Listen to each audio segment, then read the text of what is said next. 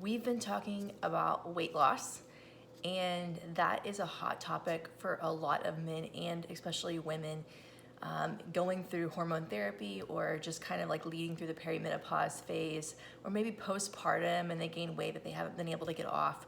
And it can be an incredibly frustrating topic and concern that many people have. And I'm just going to share with you some tips that have helped me and kind of guided me through my process. Several years ago, I was 30, 40 pounds heavier than I am now after 3 kids. And it doesn't feel good. It's not fun. You have bloating, you have heartburn, you have skin issues, you have all kinds of things that, and just this extra weight and baggage that you don't want. And so for me, there was a book that kind of changed my life in a lot of ways. It talks about building healthy habits and that we're always either moving forward or we're moving backward with our habits and with the things that we do and our choices that we make in our food every day. So having that mindset of, I'm not gonna continue to try to find a diet that works. I wanna create a lifestyle that works. And that's really what we've done in our house, and it's made such a big impact. We give ourselves flexibility. If the kids wanna go for ice cream, sometimes we go. We don't go every day, but we do enjoy our family and enjoy a variety of foods, some good, mostly good, some bad, and we've just kind of made a thing that works. Now, for a period of time, you may need to be more strict, and that just is what it is. If you have a short timeline to drop a certain amount of weight, or you have goals you want to reach, quickly, then it's going to take more of an extreme plan and discipline to get that done. But all in all, what you want to do is to create a lifestyle so that you can maintain long term. I don't believe in these grapefruit diets and these things that people do to quickly drop weight that they'll never be able to sustain. We want to teach principles that help people for the long term. So how do we do this? Number one, I just want you to think about eating for your health first. I think that's so imperative, fixing the gut and having foundational health. You can be skinny and not healthy, and that's not the point. You want to be healthy first, and then we want the weight to kind of come off in a good way where we lose fat and we maintain or gain muscle if needed. Now, a part of eating for your health means that you want to find what foods work for you and you want to work it, okay? Work it, girl. So find the foods that you tolerate and that you don't tolerate. And this usually looks like an elimination diet. We lead people through this every day. And it works, right? The top 4 most inflammatory foods for most people are going to be dairy, sugar. None of us need sugar in our life. Corn and or corn syrup. And what was the other one that I missed? Gluten, did I say that? Gluten, corn, sugar, corn syrup, okay. And other ones can be soy. Eggs, sometimes people have an issue with. People have a thyroid problem. Sometimes they don't do well with nightshades or soy.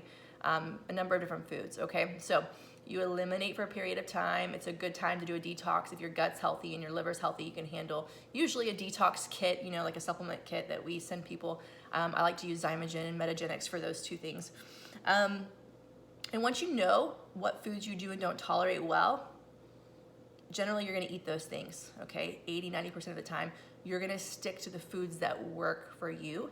And then phase 2, we take people through finding out what macros work.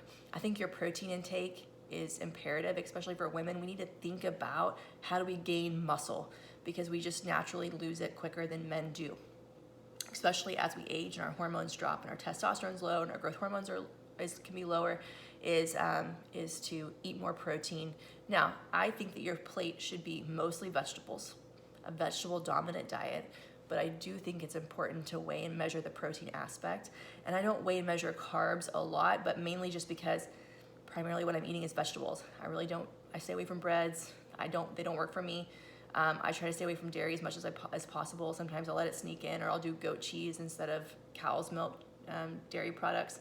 So anyways, you just got to kind of find what works for you, and then figure out your macros. Most women do better on a lower carb diet. Our blood sugars are better, and there's a lot of health benefits to a lower carb diet. That doesn't mean keto. Most women don't do well with keto, and I don't necessarily have a particular problem with keto. except for, again, just what can we maintain long term and what are there long term studies on, and I don't think they're there yet. But if you're a guy and keto works for you, or a woman and keto works for you, and you want to cycle on and off of that, so be it. That's fine. I think that's can be healthy if done the right way. The next thing that I always take people through is timing of food and kind of how to eat around your life and your exercise. And I encourage so many patients to do intermittent fasting. And what I mean by that is not fasting for 24 to 40 hours at a time, but fasting for 12 to 14 to 16 hour eating window, fast for 12 to 16 hours at a time. And then the remainder of the 24 hours in your day is your eating window. Okay, so the goal would be that we fast for 16 hours and that we eat for 8. So for me, I try not to consume anything that's going to increase my blood sugar until around noon. And then I'm trying to cut it off at 7:30 or 8 p.m. And I live in that, and I'm telling you, that's a game changer. My work days are better. I'm more cognitively focused. I have more clarity. I have more energy. I stay leaner without exercising an insane amount at this point, right? Because I'm in a maintenance mode. I'm not trying to do anything specific with my physique. It's maintaining in my health at this point. So that works for me really, really beautifully. So those are the big things, right? Eat for your health, figure out what foods work for you, figure out your macros, and then, and again, your protein mainly is what I mean, and then the rest of it, you should be primarily vegetables, a couple servings of fats per day, and then figure out the timing that works for you and where you feel good, and learn to be intuitive about your eating. And that's really what I do with nutrition, and I teach over and over and over again.